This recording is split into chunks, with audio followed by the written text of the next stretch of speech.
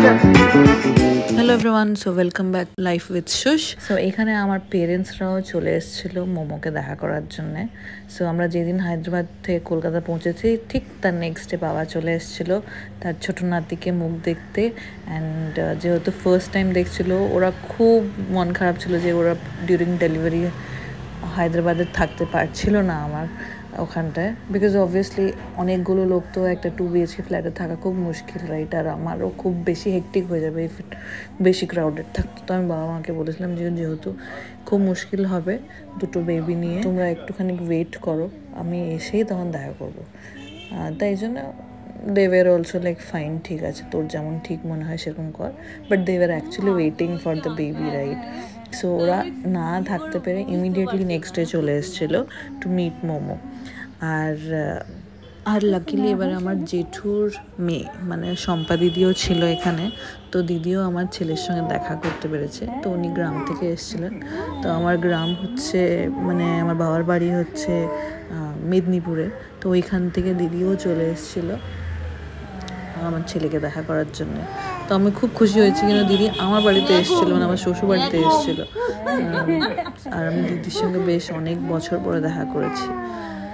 So এইখানটায় মোমো দিদির সঙ্গে কথা বলতে ব্যস্ত ছিল, ওই ফুটেজটা আছে। আর এই ভিডিওটা মেনলি আমি আমার বাবা কি দিয়েছে মোমোকে ওইটাও রেকর্ড করে রেখেছি। এগুলো তো সব মেমোরি, এমনি তো এইসব জিনিসপত্র তো বাড়িতে থাকে না, সব লকারে চলে যায়, but just a token of gift. So একটা ভিডিওতে তুলে রাখলাম। এইসব জিনিস আমি আদির সময় করতে পারিনি, বাট বিকজ মানে করতে পারিনি ইন দ্য সেন্স করাই যেত, বাট হয়তো পরে ফিউচার আমি আদির গিফটগুলোও শেয়ার করে দেবো কোনোদিন লকার থেকে নিয়ে এসে, বিকজ নেক্সট ডেও আমি আমার বাড়ির থেকে তারপর আমার বাবার বাড়িতে চলে আসলাম। তো ওই ভিডিওটাও এখানে রয়েছে, প্লিজ কিপ ওয়াচিং। লিটারালি আমার চশমাটা পড়ে যাচ্ছে।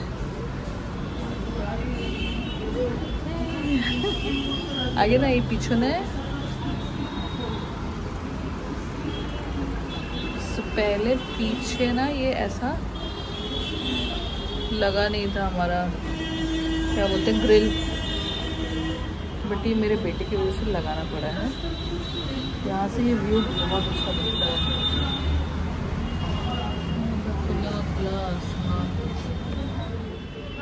এই দেখো আজকে এসেছিলাম বাবার বাড়ি, আমার ছেলে বাড়িতে আজকে কি করে সব কিছু বের করে নাচছি। সো এইটা হচ্ছে গিফট। সো বাবা দিয়েছিল একটা গোল্ডের চেন, আর ওকে রূপোর বালা দুটো দিয়েছিল। রূপোর বালা দুটো সবসময় পরা থাকে, ওইটা আমি আলাদা করে তখন আর ভিডিও তুলিনি, এই ভিডিওটা আমি পরে তুলেছিলাম। বালাগুলো সবসময় পরা থাকে, ওগুলোকে আর খুলিয়ে আমি আর মানে সেই দিন যেদিন বাবা মারা পরে দিয়েছিলো সেদিন থেকেই পরা আছে এখনও।